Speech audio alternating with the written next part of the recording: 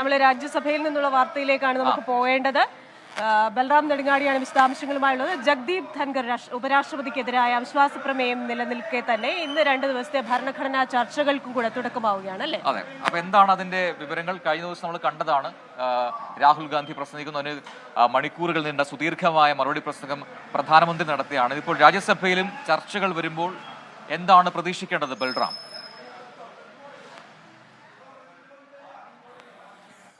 Good morning Christina, Prajin. രാജ്യസഭയിലും വലിയ വാക്പോര് തന്നെ ഈ വിഷയത്തിൽ ഉണ്ടാകും എന്ന് ഉറപ്പാണ്. ചർച്ച നടക്കുന്നത് ഭരണഘടനയിലാണെങ്കിൽ പോലും ആ ചർച്ചയ്ക്കുള്ളിൽ നിലവിൽ വിവാദമായ മറ്റ് വിഷയങ്ങളെല്ലാം ഉൾപ്പെടുത്താൻ ഉള്ള തീരുമാനത്തിൽ തന്നെയാണ് പ്രതിപക്ഷം ഉള്ളത്.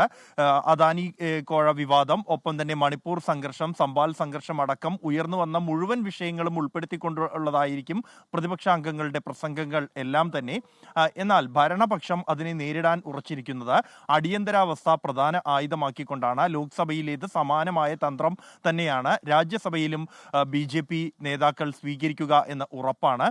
അതിനിടെ രാജ്യസഭയിലെ ഏറ്റവും വലിയ പ്രത്യേകത എന്നുള്ളത് രാജ്യസഭാ അധ്യക്ഷൻ ജഗ്ദീപ് ധൻഖറിനെതിരായ പ്രതിപക്ഷത്തിന്റെ അവിശ്വാസ പ്രമേയം നിലനിൽക്കെയാണ് ഇത്തരത്തിൽ ഒരു ചർച്ച നടക്കുന്നത്. കഴിഞ്ഞ 4 ദിവസങ്ങളിലും രാജ്യസഭ നിമിഷങ്ങളോളം മാത്രമാണ് സമ്മേളിക്കാൻ കഴിഞ്ഞത്. രാജ്യസഭാ അധ്യക്ഷനെതിരായ അവിശ്വാസ പ്രമേയ നോട്ടീസിന്റെ പേരിൽ ഭരണപക്ഷവും പ്രതിപക്ഷവും തമ്മിൽ ഏറ്റുമുട്ടുകയും പ്രതിപക്ഷ നേതാവും രാജ്യസഭാ അധ്യക്ഷനും തമ്മിൽ കൊമ്പുകോർക്കുകയും ചെയ്യുന്ന നിമിഷങ്ങൾക്ക് കഴിഞ്ഞ ദിവസങ്ങളിൽ രാജ്യസഭ സാക്ഷ്യം വഹിച്ചിരുന്നു.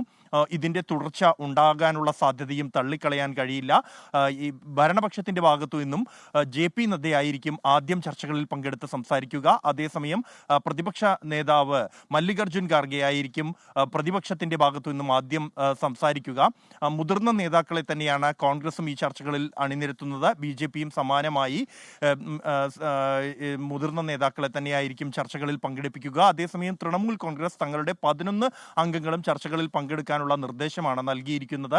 വിവിധ വിഷയങ്ങളിൽ ഊന്നിക്കൊണ്ട് 11 പേരും സംസാരിക്കുക എന്നുള്ളതാണ് തൃണമൂൽ കോൺഗ്രസ് സ്വീകരിക്കുന്ന തന്ത്രം എന്നുള്ളത്. 2 ദിവസം നീണ്ട ചർച്ചകൾക്ക് മറുപടി പറയുക രാജ്യസഭയിൽ ആഭ്യന്തരമന്ത്രി അമിത്ഷായായിരിക്കും എന്നാണ് നിലവിൽ ലഭ്യമാകുന്ന വിവരം. പ്രധാനമന്ത്രി ലോക്സഭയിൽ മറുപടി പറഞ്ഞുവെങ്കിൽ രാജ്യസഭയിൽ ആഭ്യന്തരമന്ത്രി മറുപടി പറയട്ടെ എന്നാണ് ഭരണപക്ഷം സ്വീകരിച്ചിരിക്കുന്ന തന്ത്രം എന്നുള്ളത്.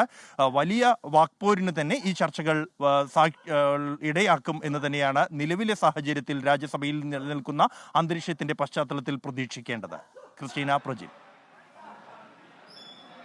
ശരി ബൽറാം, അപ്പോൾ അത് തന്നെയാണ് രാജ്യസഭയിലും ഇതിൽ ശക്തമായ ചർച്ച ഉണ്ടാകുന്ന കാര്യം ഉറപ്പാണ്.